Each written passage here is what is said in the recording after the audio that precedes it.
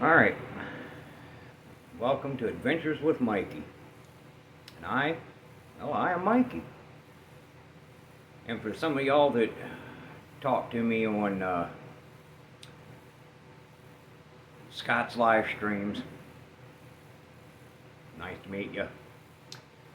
At any rate, I've mentioned on there that I was going to make a video showing the couple of cars I won from him, and I'm gonna show a few other cars, but this is my second attempt at making this video. The first one I lost a bunch of my footage, and I've been kind of busy, and finally have been able to get back to attempting to make this video. So give me just a moment. We're gonna take this camera off the tripod. I'm going to show you the cars that I won from Scott's and a few other cars. Then we're going to run some laps. We're going to get some times on them on my 10-foot by 3.5-foot oval. So bear with me for just a moment. Alright, and now we're back. So a couple weeks ago I won the carded Magnum 440X2 Ernie Irvan car in one of the auctions, and the same night I won this car, which is an Auto World Super 3 body. Of course, you can obviously see it's the Slayer livery. This car was drilled and pinned and put on a Super 7 chassis by Stephen Petrich, along with his custom rims. And now I have ran this car a few times already, and it is very fast for having what I would assume to have been a heavy body for as thick as it is. And of course I'm not going to take the Tyco out of the package, at least not for now. And then on Jim Benito's page, Jim's Slot Car Obsessions, I won the F1 car in his raffle. So we're going to run some laps with that for Mr. Jim. And the other cars I'm going to show you is Stephen Crossland. These are two of his cars. This was the first one I bought from him, with the dyed chassis to match the body, which, as you can see, I've been running this car, and I've been running the heck out of it, and I bent the front axle, so I'm going to have to order another one of them. And then 24 hours later, after I bought the first car, I bought this one, except that body is what was originally on this chassis when I ordered it, and then I ordered this body from him to put on my Viper chassis, which is what's underneath that body there. And I figured it was more fitting to have that body on my Viper chassis, and since this one had the pink on it and the chassis has the pink dye in it, I figured it still went. So we're gonna put the phone back on the tripod, since I don't have any fancy filming equipment or anything like that. I just use an old cell phone to make my videos with. And we'll start off running Mr. Benito's F1 car, and then we'll go from there. So bear with me for just a moment. Alright, now I will apologize ahead of time. I will try to speak loud enough that you can hear me from over where I stand at to run my laps on my tracks. This is my 10-foot long oval.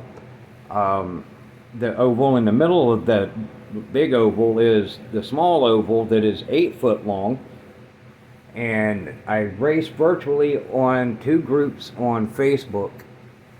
And we run the big oval in both groups, the small oval in one group, and I have a second track that is currently covered up with stuff that I'm not going to even attempt to show at this time. But I have done a couple of my other videos running the small track called El Broco. It's kind of shaped like a staple, or the metal hand, devil horns, however you want to call it. So I'm going to go over here. I'll get my timing app turned on the other phone set up. We'll get the Tyco car and the box moved out of the way and proceed to run some laps. So like I said, I'm going to try and talk loud enough for the camera to pick it up. That way, if you're watching the video, and those that do watch it don't have to turn the volume up on their phone or their TV or whatever you're watching it on really loud just to hear me talk.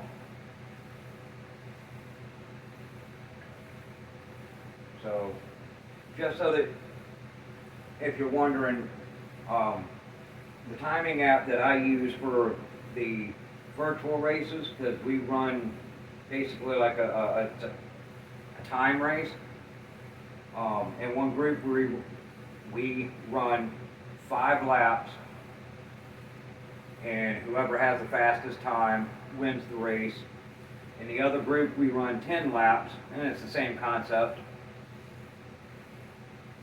10 laps, fastest time, you're the race winner. Everybody records it for the most part. It's not required, but most of us do. You post up a screenshot of your time, your car, and at the end of the week, whoever ran the fastest during that week on that particular race, on that particular track, is considered the winner. We race for bragging rights, basically. Some people could say we race ourselves because each week I try to run better than the week prior. I know a lot of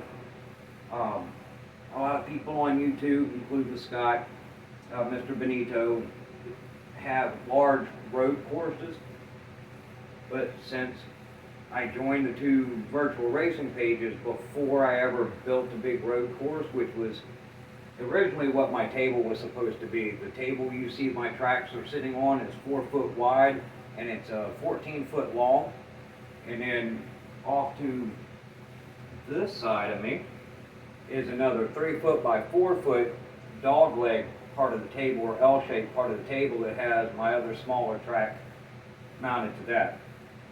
But the timing app I use is called Lap Tracker for the iPhone, and you just set it up to however many laps your race is going to be. In this case, we're just going to run 5 laps because I just recorded some races for this week that were 5 lap races, so it's already set for that. And we're going to get this box out of the way and that carded Tyco.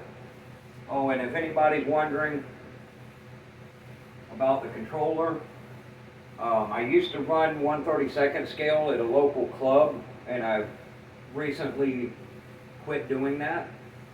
And this was my controller for my 1/32 scale racing. It's made by a company called True Speed. It has sensitivity and brake adjustments just like the DeFalco controllers and the OS3 Lite controllers, which I originally started out with my HO scale running a True Speed OS3. And then when I quit running the 32nd scale at the club, I brought my stuff home from there and I rewired my True Speed controller to run on my home tracks. So I'm running that instead, giving me a backup controller, even though all my tracks are only wired up for one lane, the inside lane, which is where we'll be running tonight, because that's where we run in both of the groups, is inside lane. We don't ever switch from that, so when I hardwired my tracks up, they were all hardwired to run inside lane only. And since it's normally just me doing the running, there was no point in wiring up the outside lane on any of them. Even though I did buy one of the DeFalco, his new 3-wire controller hookup for track terminal pieces. I just can't figure out how to power both sides of the track separately. I could run both inside and outside lane when I had everything hooked up on it from the inside lane with the one controller. So I'm sure it was operator error, and I really don't need to worry about having the outside lane. So I just took those extra screws out so that it didn't get any power. But I'm going to stop rambling, and we're going to start with the car I won from Jim. And I'm going to see if I can get it here in the light. It's a little hard to see because my lighting isn't the best, but it's a AFX Mega G Plus F1. We're going to run the inside lane on the big oval. We'll run 5 laps. And see what we can get for a time. I know I'm probably not in frame because I don't normally stand that close to my table when I'm racing, and so I'm kind of used to being off camera.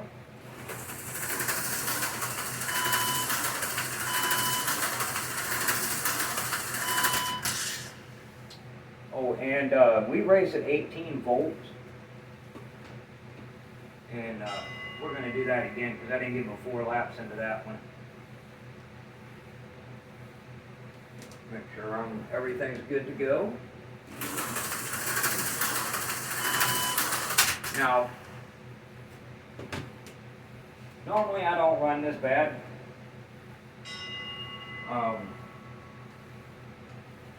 Clean these tires.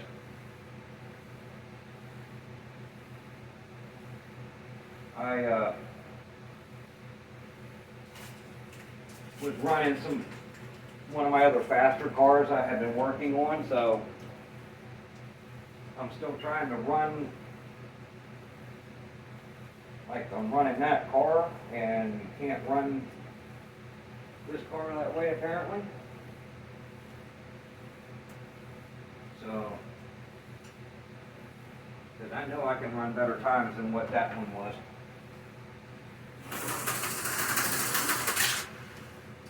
Except I don't understand. Oh, well, there's one of my problems. My track is shifted on me. We'll get 5 laps in, I promise. I won't lie, there's some nights that I go to record a race some weeks, and yeah, I'm running 4 or 5 attempts, sometimes even more, just to get 5 laps in. But like I said, we raced a time race, so I push it as hard as I can every time I put a car on the track. Because of that, it's kind of a habit now. So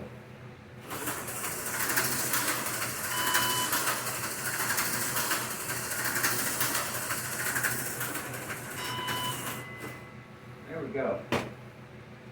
So that was 5 laps. Stock Mega G Plus. It's only the second time that car's even been around the track since I opened it up in the package.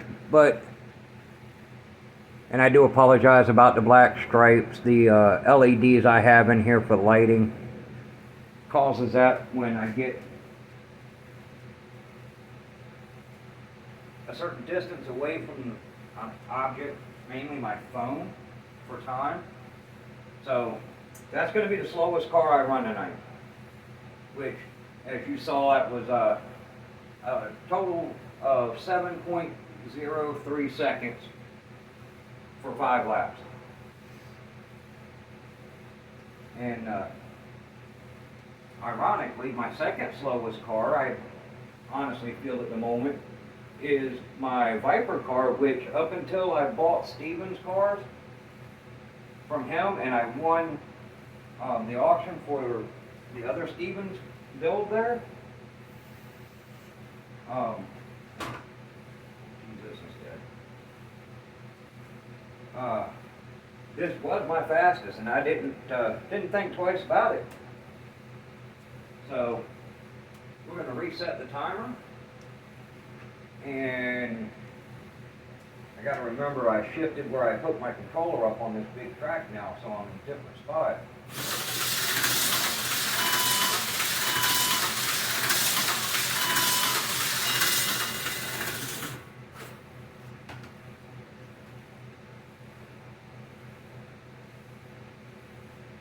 So we're going to start off with, it's a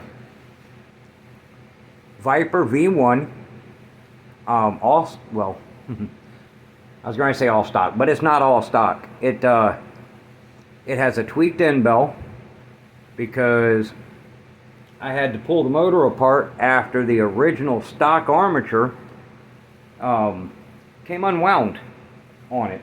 And when they sent me the replacement armature, it is a hotter armature than what was originally in this chassis to begin with.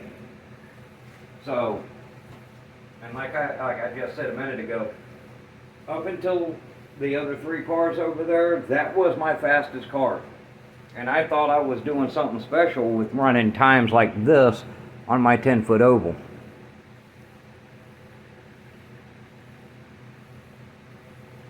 Now you'll see that why I said this is the slowest car that I have. Since we're running, mainly the video is to run the cars for Scott, we're going to run this one now. This is the Slayer car, stock Super 7 chassis. I believe it's from Hardin Creek. Slot. It was, the car was built by Stephen Petrich, and it has his custom slotted aluminum rims, independent front end, slip-on silicones, O-rings in the front, and this is 5 laps, 18 volts, just like everything else. And we're going to make an attempt to do 5 laps on 1 try and not 15 tries. But I have ran this car when I made my first attempt at running this video, and it took like 5 or 6 tries to finally get 5 laps with this car. So here we go. And that would be why I said it took so many attempts, because I get a little overzealous, and it tends to go flying. But I can tell you one thing. Auto World did one heck of a job with the paint on this car. At the end of the night here, I'll bring it back up again. I'm sure, if I remember correctly, Scott said he Cerakoted it, so that could be why.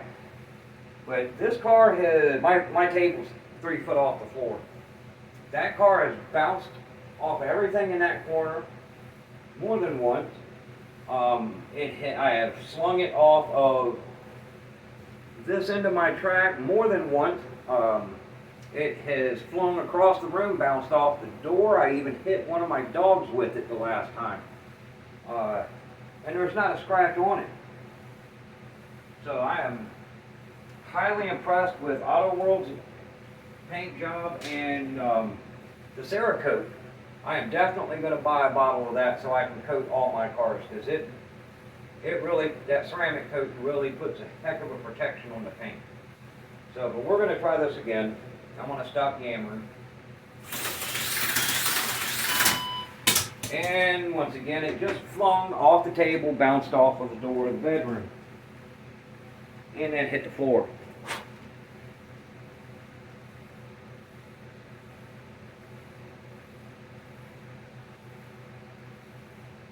Now, I am not scared to run my cars.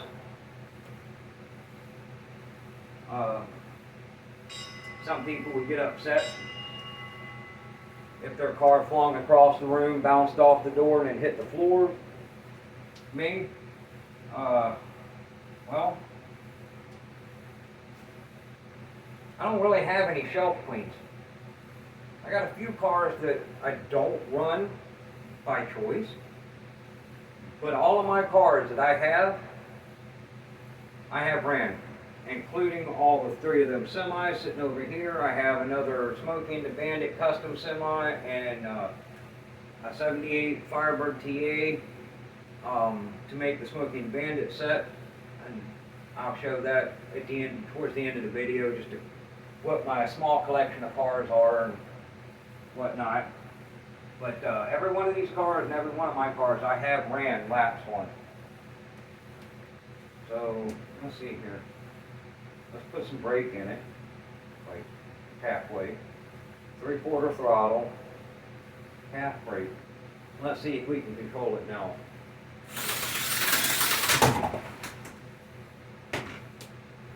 And we're just going to start the timer back over again, and we're going to keep going until we make 5 laps. If nothing else, we'll fill up a bunch of time so it's not a short video on the YouTube.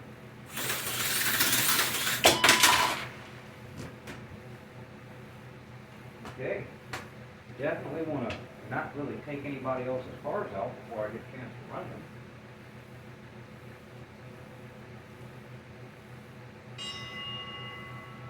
The weight of this chassis, the body on this chassis is it's interesting the way this car reacts into the turns, because it gets so much momentum that even with, we'll put full brake on, maybe we can get it to slow down enough in the turns to keep some speed. Nope, but hey, they came right back to us.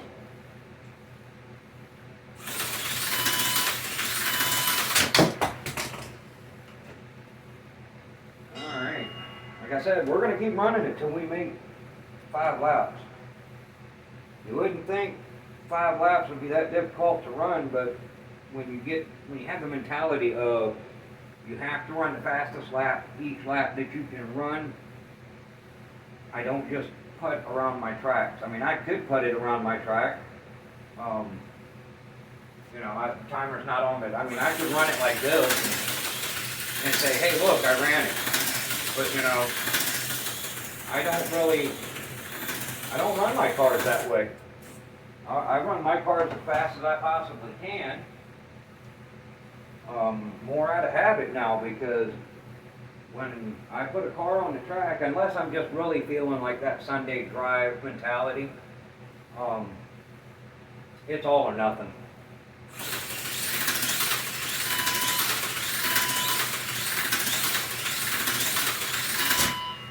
And we got 5 laps just before I tried to take out my own leg with it. And I had to run it slower, so in all honesty, this is probably close to what the Viper ran, which, like I said, for being a hard plastic body, and a car that wasn't really, or a body that wasn't designed for a chassis to run, you know, 5.67 seconds in 5 laps, just, you know, a little over a second a lap. Sorry, I had a brain fart for a second there and forgot what I was trying to say. But now we're going to move on to Stephen's cars, Stephen Crossland. And the reason why I chose to put them in this video is because, you know, Stephen and Jamie are a big part of the community, and they are a big part of the lives each week.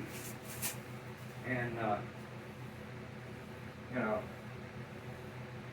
no, I didn't get the car from the auction, but I did get it from them, and they are a part of that auction every week, at least the live stream for the auctions and whatnot. And you know, I just wanted to run some laps.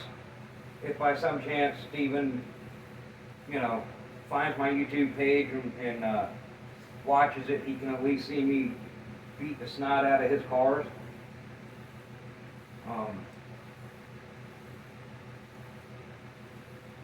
So we're going to do 5 laps. This is the first car I bought from him.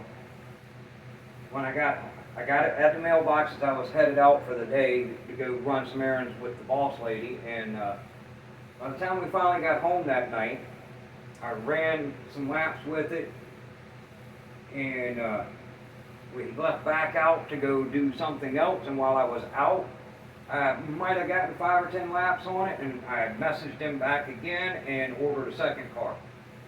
That's how impressed I am with his chassis. And I will, let me give you the specs real quick on his cars.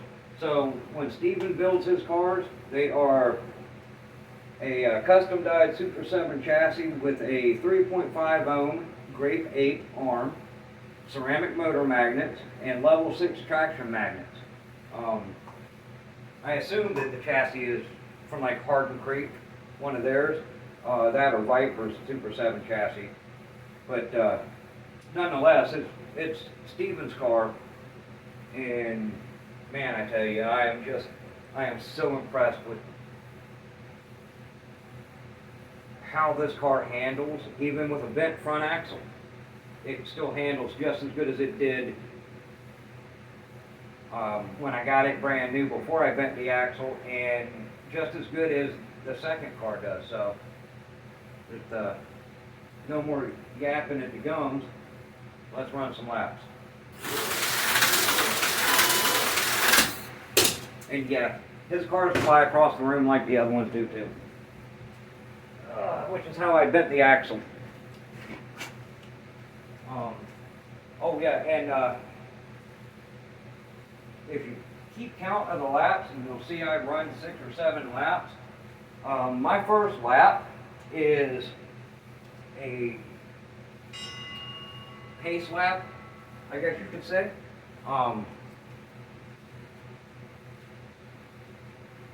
In the groups, most everybody that's not running this particular timing system, they run a different one, will do up to 3 practice laps before the timer starts.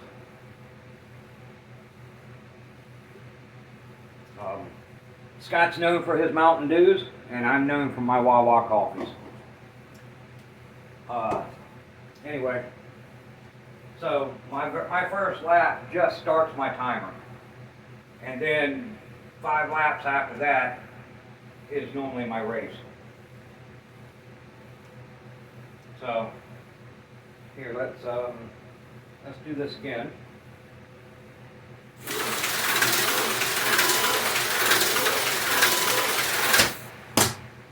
Oh, we almost made 5 that time. We got 4 plus the practice lap. Ugh. At least I'm consistent. The car lands in about the same spot on the floor each time.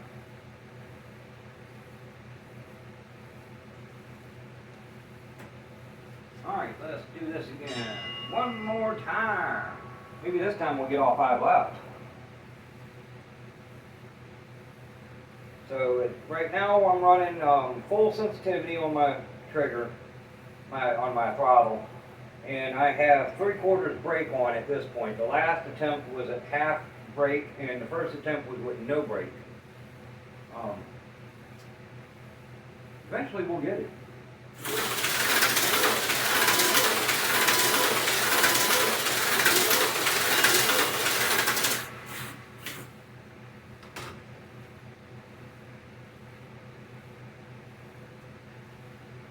And this is why I said up until I bought these 2 cars from him, that Viper was my fastest car, because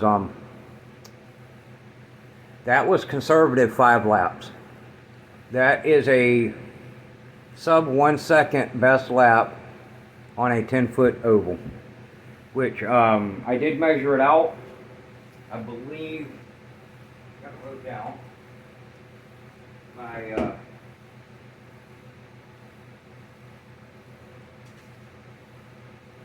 the big oval is between 22 to 25 feet, depending on which lane. The inside lane I think is like 22 or 23. The outside lane is somewhere closer to 25. So that's sub 1 second lap and about 23 foot on that car. And that car is broke in because I've already raced with that car and have got a lot more laps on it. This car literally only has the 5 laps Yeah, I think I did this, I actually did this one in 5 laps, my first attempt at this video. Maybe 10 laps on this car. Whereas the other car that I got, the one I just ran, I probably got, oh shoot, I probably done put 100 laps on that car already. And that's just doing like I'm doing tonight, just running laps with it. Other than I did race a buddy on one of the pages, just between me and him, and this is only the second time that the new car, excuse me,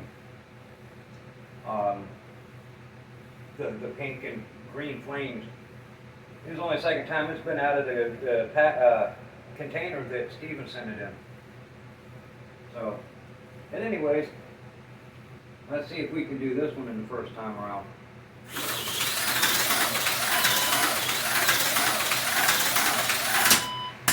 Nope, apparently not. We got 4 laps out of that one.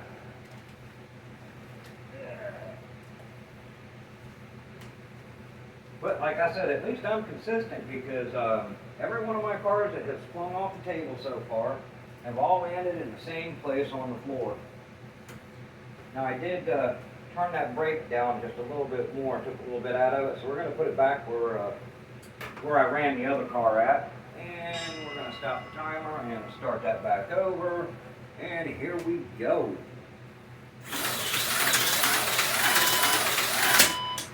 And no, we didn't. Ha ha ha! Oh.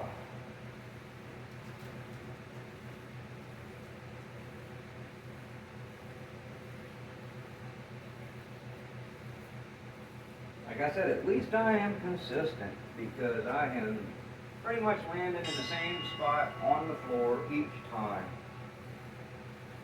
Alright, maybe the third time's a charm.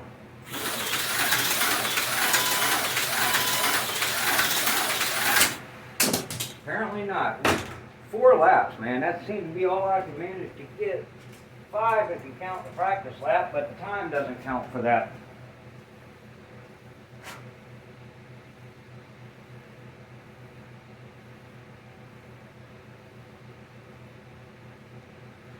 That's alright. I've got nowhere to be, and this helps make my video a little bit longer. Now, trust me, I am not doing this on purpose. Just, it is what it is. This is kind of an example of how all my recordings go for each of my races. I get to going at it so bad sometimes, trying to get as much speed out of each lap that I can, that I end up making a lot of video clips that I have to turn around in any race afterwards. So let's do this again. Maybe the 4th time's a charm.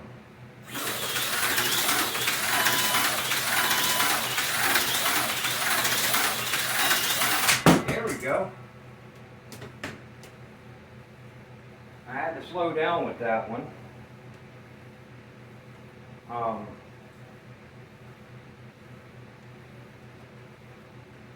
I know it'll run better than that, so we're gonna run that again. I'm gonna take a little bit of the brake out of it. Because right now I'm running full throttle, full sensitivity on my throttle. Now we're going to go with like 5/8 on the brake. And let's see if we can squeeze a sub 1 second pass out of this car.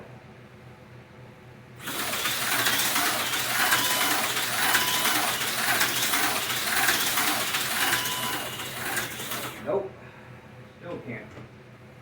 Still ran about what the last one was.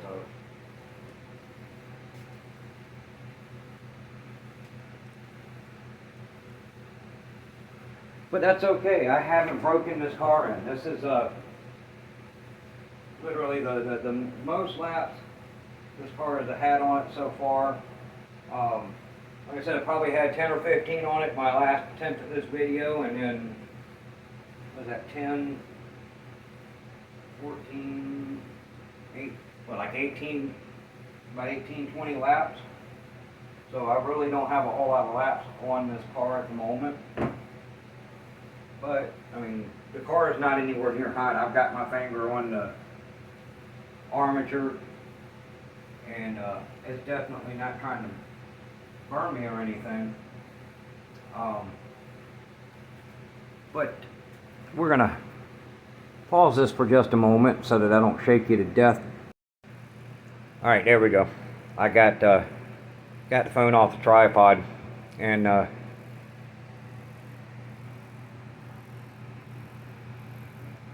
that's all the cars we ran tonight. I know there was something I was gonna go back over again afterwards, and hell, I don't remember what it is now. But I do know I said that we were gonna look at a few things. So this is 3 of my 4 semis in my semi collection that I have started. The black one is an Auto World, along with the Golf Tanker. The AFX Express is an actual AFX from 1979. So, and move my tripod out of the way. My wife does diamond paintings, and this was a Christmas present. But this was also a Christmas present, and that is a Tyco 440 X2 chassis semi, custom done. And then that's a Tyco Curve Hugger chassis, 78 Firebird TA. And then just a few other miscellaneous cars, other miscellaneous junk. My Lifelike collection, that's 2 Auto World cars and an Auto World 4 gear on a resin body, custom. That was an Auto World Volkswagen that I made into a rat rod that has a Jag TR3 chassis under it. These are the other cars that I race in both of the pages.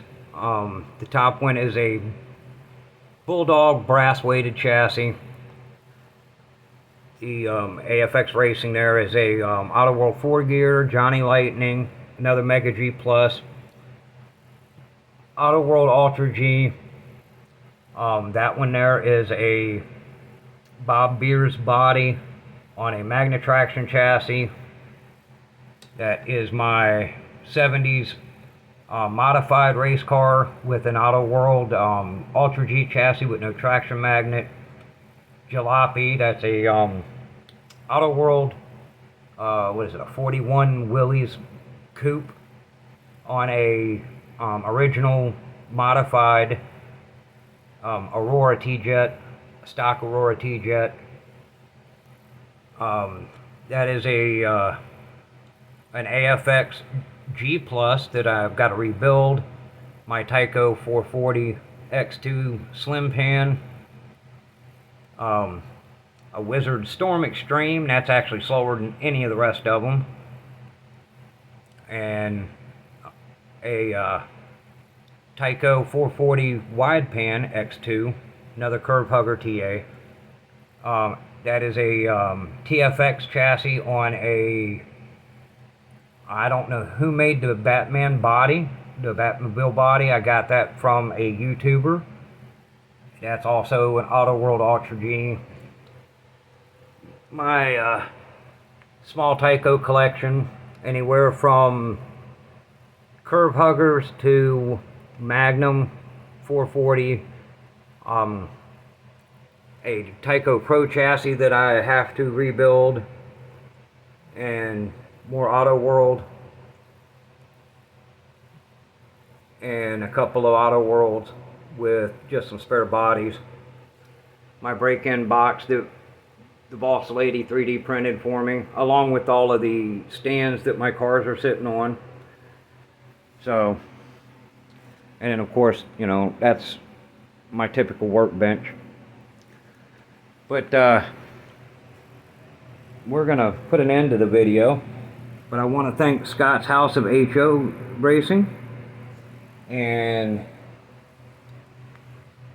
Mr. Jim Benito from Jim Slot Car Obsessions for the car that I won on his raffle, and Scott for all he does for the community. And I will talk to everyone later.